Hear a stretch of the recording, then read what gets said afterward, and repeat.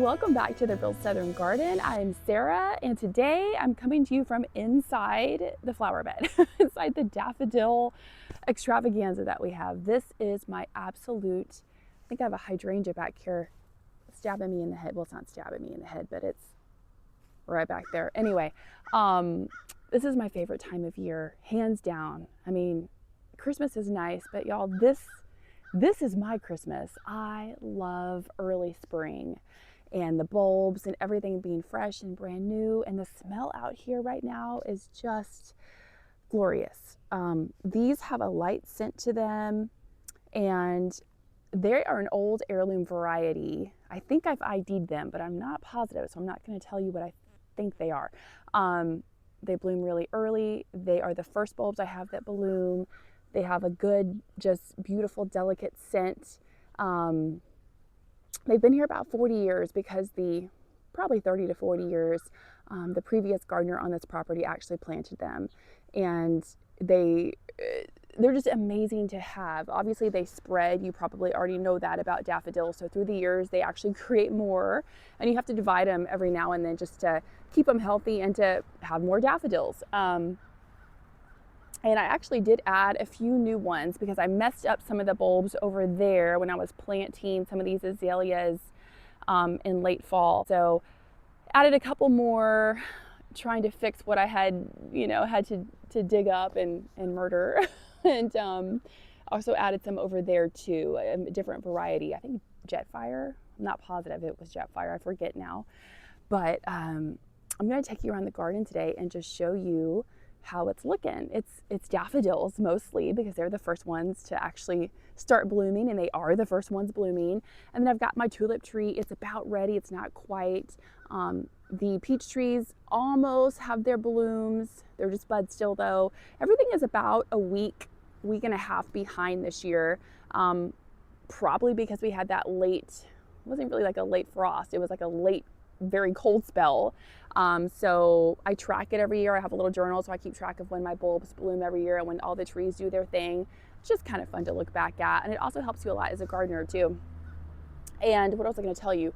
One thing about daffodils that I think is really, really neat is that if you are definitely in the southern part of the United States, and this would also hold true up north as well, but if you're ever walking through kind of like an undeveloped area, a forest or something like that, and you just see suddenly a bunch of daffodils in the middle of nowhere, that was probably an old homestead, because that's what they used to do, is plant daffodils like right in the front of their homestead.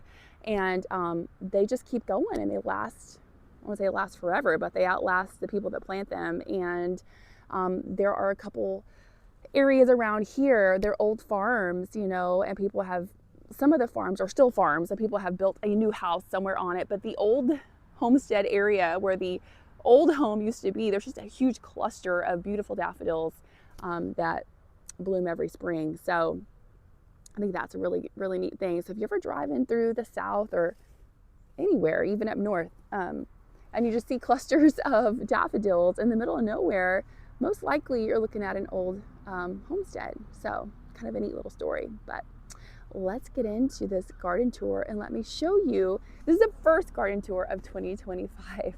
Let me show you all the beautiful daffodils that are blooming today.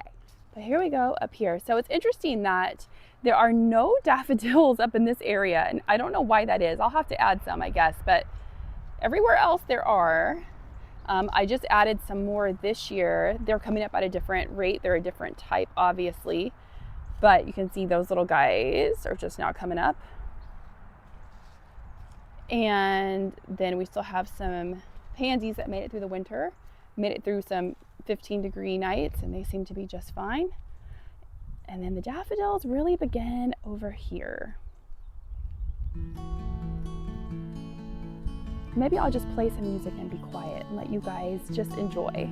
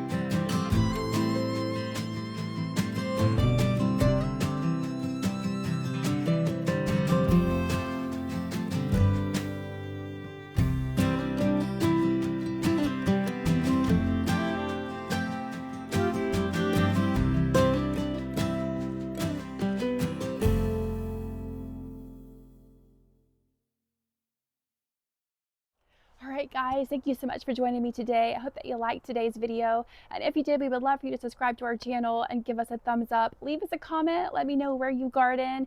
And I will see you back here next time at the Real Southern Garden. Bye.